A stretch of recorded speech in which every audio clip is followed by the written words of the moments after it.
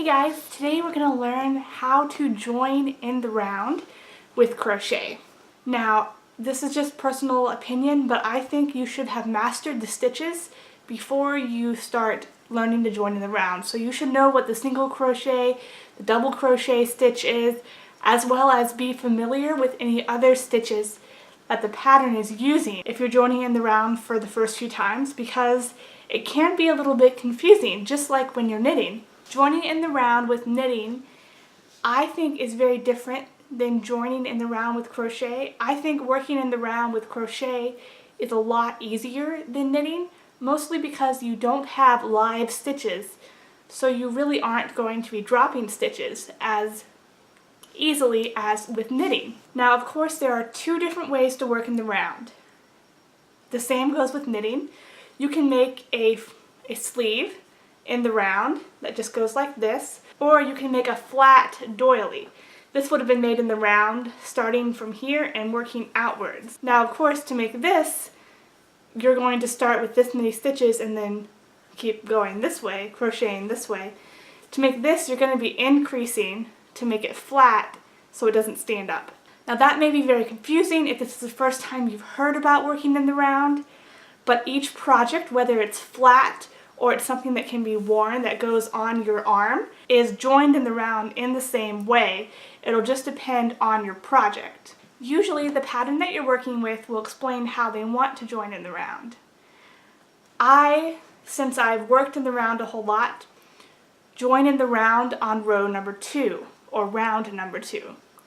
This is easier for me because if you're going to be chaining a whole lot of stitches and then joining in the round in that very first chain, it can be really confusing to see where your stitches are. But when you work the first row and then you join in the round, you already have a base with all of your stitches worked. So I'm going to show you two examples. The first example, I'm going to join in the round on row number 2 to show you what that looks like. And in example number 2, I'm going to show you what joining in the round at the very beginning of the chain looks like, so that you can know both ways of joining in the round with crochet.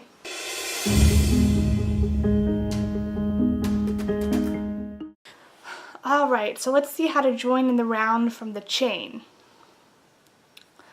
So let's say our pattern says to chain 11.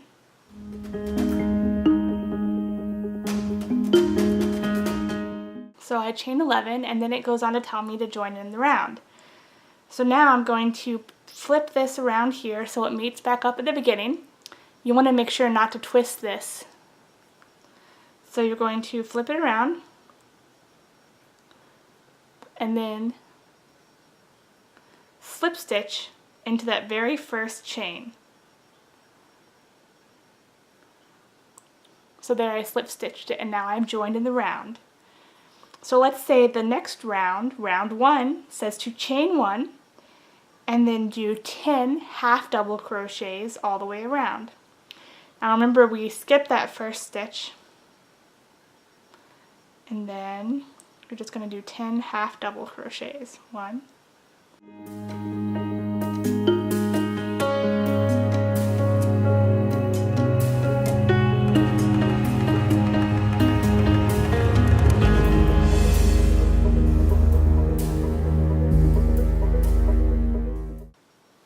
now after you've done 10 half double crochets all the way around, you're back at the beginning, and you can notice there's a little gap right here.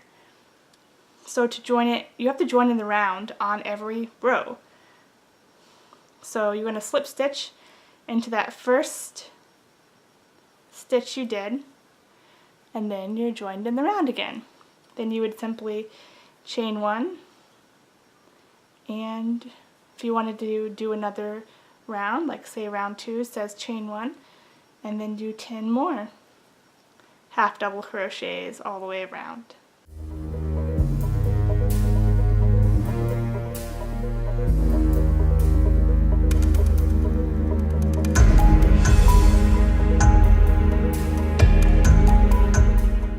Once you have 10 half double crochets, you would then, once again, slip stitch into that very first half double crochet that you just did. And that's what working in the round looks like with crochet when you join in the round on your chain.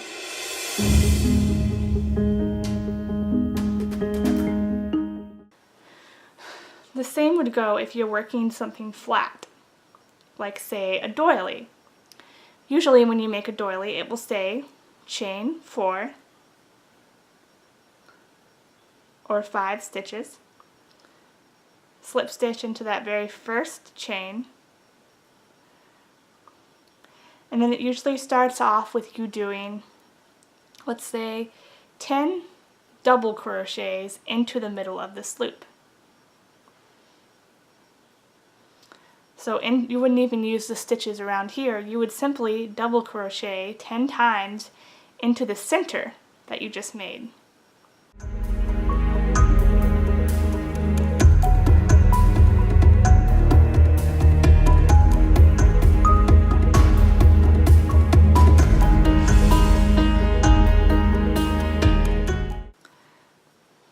So now you have 10 stitches all the way around through the center, and then you would just slip stitch into the top of that first double crochet, and then you'd be joined in the round. And then usually it tells you to chain 2 and then start working into the individual stitches. And this would make something flat, whereas before we were making something curved. Usually that's the way you start hats.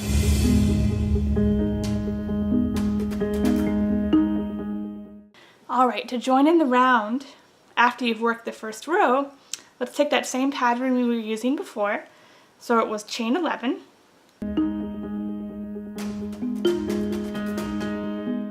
and then it said to half double crochet 10 stitches. So you always skip the first stitch and then half double crochet into every stitch down the row for 10 half double crochets.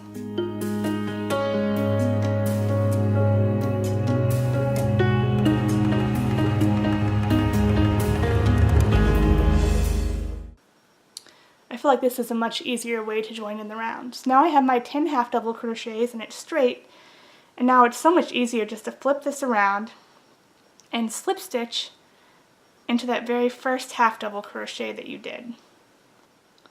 Now you've joined in the round, and you will have a little gap right here. I just use this end to weave that together in the end. So then you would simply go on to round 2, where it says a chain 1, and then do 10 half double crochets all the way around. So you just chain 1 and then keep half doubling, crocheting all the way around.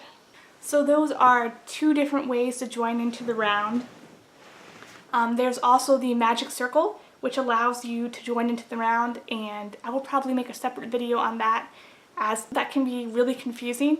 When I use the magic circle in my videos, I try to explain it at the beginning of each video. So I hope this video was helpful to you. Working in the round is an advanced crochet technique, just as it is an advanced knitting technique.